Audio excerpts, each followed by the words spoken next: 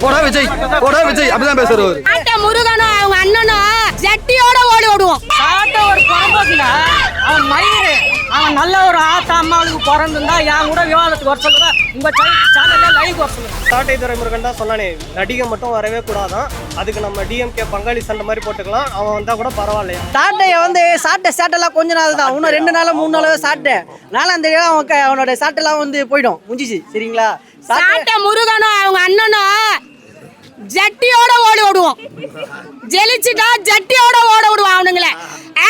நாய் மாதிரி லொல்லு கொலிக்கிறானுங்களே. சாட்ட முருகனும் அவனையும் ஜட்டியோட ஓட விடுவான்.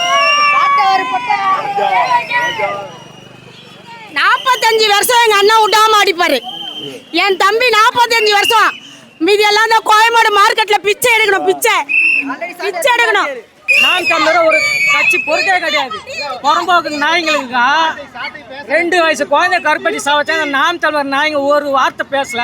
இந்த நாதாரிங்க விஜய் பாத்ரூம் போறாரா, வெளில வராரா, பழகுற இதை பத்தியே பேசி சம்பாதிக்கிறாங்க. இவனுக்கு ஓட்டு யார ஜெயிச்சு இவரோட போட்டு இவருக்கு முதலமைச்சர் ஆகிடும். சீமான பைத்தியக்காரன் எவனா கட்சி ஜெயிக்கிறதுக்கு வேலை பார்த்துறான், கட்சி தோக்கத்துக்கு வேலை பார்த்துறான். அது இந்த நாம் தமிழர் நாய்ங்க தான், வேற எவனும் கிடையாது. நம்ம அண்ணா வந்துட்டாரு, ஒன்றுமே பண்ண முடியாது. நாங்கள் தான் தமிழ்நாடு இனிமேட்டு டிவிக்கு தான் வின் பண்ணோம்.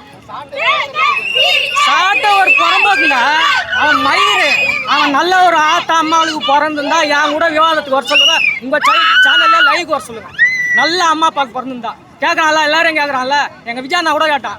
நான் கேட்குறேன், நான் இந்த வரலாறுலாம் பேச வரல. உன் கட்சியோட வரலாறுனா எங்க அண்ணன் கட்சி வரலாம், இதை மட்டும் பேசுவோம். உங்களுக்கு நான் நம்பர் கூட கொடுத்துட்டு போறேன். அவன் மட்டும் வந்தானா லைவ்ல பேச வைங்க. நல்ல ஆம்பளையா இருந்தா. நாம் தமிழர் கட்சி தமிழ் தேசிய கட்சி கொள்கையை ஃபாலோ பண்ணுறேன், நான் அதை பாராட்டுறேன். சரிங்களா? 15 வருஷமாக கட்சி நிறுத்துறாங்க அந்த நாம் தமிழர் 15 கட்சி. ஆனால் ஒரு எம்எல்ஏ சீட்டு அடிக்கல. எங்கள் தளபதி மக்கள் இயக்கத்தில் இருக்கும்போது 140 இடம் கவுன்சிலர் சீட்டு, வெறும் அவர் ஃபோட்டோ காமிட்டு 140 இடம் கவுன்சிலர். நான் போய் சொல்லணும்னா புதுக்கோட்டை மாவட்ட தலைவர் பர்வேஷன் கவுன்சிலர், இப்போ கரண்டு ராணிப்பேட்டை மோகன் கவுன்சிலர். சரிங்களா? எங்கள் கவுன்சிலர் 104 பேர் இருக்காங்க, ப்ரூஃபோடு இருக்காங்க. ஆனால் அதே மாதிரி தான் இப்போ இந்த எலெக்ஷனும் ஒரு எம்எல்ஏ எங்கள் தளபதி அஷ்டா கூட சீமான் என்ன சொல்கிறார் சொல்லுங்கள், பதில் சொல்லுங்கள். அவர் எவ்வளோ பேசிட்டாங்க தளபதியா சினிமா. அவரு எங்கே இருந்தார் சினிமாவில்? முத்துக்கு பாட்டு வந்துச்சு, யார் நினச்சார்? அவர் தான் நினச்சார், வேற யார் நினச்சா? சினிமா விட்டார். எங்கள் தளபதி சினிமா விட்டாலாம், மித்த பேர்லாம் விட மாட்டாங்க சினிமாவை. சினிமா கூட இப்போ அந்த படம் பேர் அது லைக் அந்த படத்தில் நடிச்சிருக்காரு. எங்கள் தலைவர் சினிமா விட்டு வந்துட்டார், ஆனால் அந்த படத்தில் நடிச்சிருக்காரு. அப்போ அவர் சினிமாக்காரன் இல்லையா? பயம் அதை கொடுத்தது யாரு? நாங்க டிஎம்எஸ்ல காசு போகுது அவருக்கு. சாட்டைக்கு நல்ல காசு போகுது. நல்லா சீமான் நீங்க இப்ப இந்த கூட்டம் பாத்தீங்களா? இப்ப நாங்களாம் பாத்தீங்கன்னா ஒரு நாள் கூலியை விட்டு அவர் பண்ண ஒர்க் எல்லாமே யூடியூப் மட்டும் தான். வெறும் விஜய் போடா விஜய் அப்படிதான் பேசுறவர்.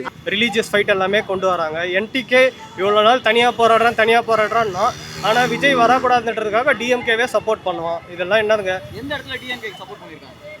இப்போ ரீசெண்டாக சாட்டை துரைமுருகன் தான் சொன்னானே, நடிகை மட்டும் வரவே கூடாதான், அதுக்கு நம்ம டிஎம்கே பங்காளி சண்டை மாதிரி போட்டுக்கலாம், அவன் வந்தால் கூட பரவாயில்லையா. இதெல்லாம் அதை கூட புரிஞ்சுக்காத அளவுக்கு மக்கள் இருக்கிறாங்க. அவர் நேரத்துக்கு ஏற்ற மாதிரி மாற்றி பேசுகிறாரு, புரியுதா? நானும் அவர் பேச்செல்லாம் இன்ஸ்பயர் ஆகியிருக்கேன். ஆனால் இப்போ விஜய் வந்ததுக்கப்புறம் அவர் பேச்சு டோட்டலாக மாறிடுச்சு. ஓகேவா? அவர் கட்சி பையன் எவனோ தீக்குளிச்சு செத்ததுக்கு அமௌண்ட்டே ஆட்டையை போட்டிருக்காங்க.